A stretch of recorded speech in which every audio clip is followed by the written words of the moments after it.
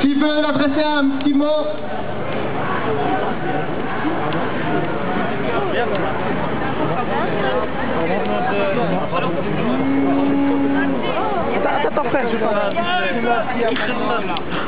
J'appelle ceux qui ont un petit mot à dire à venir ici près de la camionnette. Les enfants, on me fait passer les enfants, merci, juste merci les enfants, merci. Voilà, bismillah, voilà.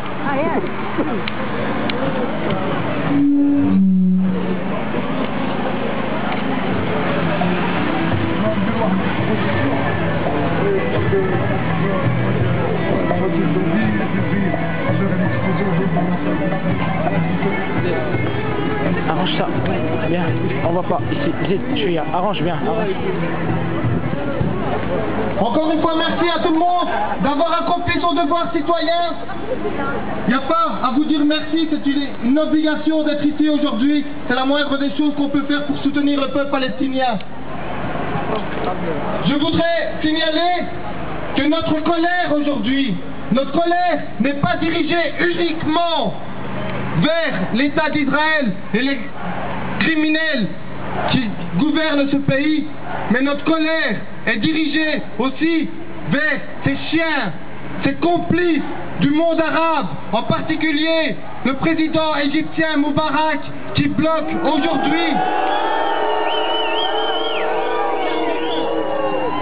ces chiens, ces dirigeants arabes aux bottes de l'Occident, aux bottes du régime sioniste, aujourd'hui bloquent des milliers de marcheurs qui sont venus du monde entier pour rejoindre Gaza et leur montrer la solidarité internationale, sont bloqués aujourd'hui au Caire, non pas par les chars israéliens, non pas par l'armée israélienne, mais sont bloqués par ceux dont on attend qu'ils soutiennent de toute leur force le peuple palestinien, c'est-à-dire le régime égyptien. Honte à lui. Je ferai appel à vous, toutes les associations se joindront à nous, j'espère, pour, dans quelques semaines, dans quelques jours, aller face à l'ambassade égyptienne et leur dire que ce sont la honte du monde arabe, de la honte du monde islamique aujourd'hui.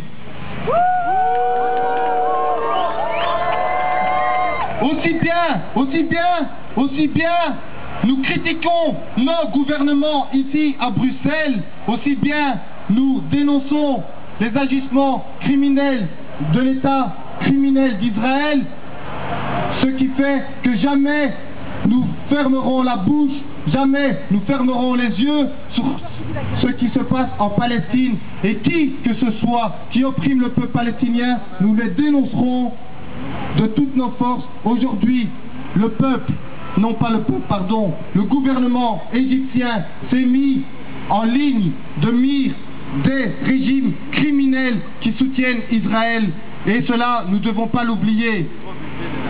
Je vous appelle donc dès aujourd'hui à mobiliser dans votre entourage, à rappeler avec force que le peuple palestinien souffre depuis 61 ans et non pas depuis 1 an comme je l'entends certaines fois. Les événements de Gaza ne sont pas des événements exceptionnels. Les événements de Gaza qui se sont passés l'année passée ne sont que la continuité logique. C'est tout à fait logique ce qui s'est passé à Gaza l'année passée, et préparez-vous déjà à ce qui se passe encore pire que Gaza. Il y a eu Jenin, il y a eu Gaza, il y a eu des centaines de massacres. Il n'y a pas de raison pour que ça s'arrête si nous laissons les criminels agir comme bon leur semble. Les événements de Gaza, je le répète, ne sont qu'une continuité d'une politique criminelle qui continue depuis 61 ans. Maintenant que cette manifestation est finie, je vous appellerai tous à continuer aujourd'hui en se dirigeant vers la place de la Monnaie. Nous allons nous disloquer maintenant. La manifestation va se terminer d'ici quelques minutes, mais je vous rappelle qu'il y a un rassemblement à 16h à la place de la Monnaie en commémoration aux massacres qui ont été commis il y a 1 an. Je passe la parole à Yann Aber, maintenant pour vous donner un petit mot. Merci à tout le monde. Vive la résistance! Vive la Palestine! Je ne vais pas ajouter beaucoup au mot de Nordine, justement que honte aussi aux États-Unis, honte aussi à l'Union européenne, les États qui sont complices avec la politique meurtrière et criminelle de l'État d'Israël. Je veux dire aussi qu'il y a beaucoup de moyens pour soutenir le peuple palestinien. Il y a les manifs dans la rue très importants, comme celle manif très réussie d'aujourd'hui. Il y a aussi des campagnes de longue haleine, comme la campagne contre Dexia Israël, contre le financement des colonies israéliennes illégales en terre palestinienne.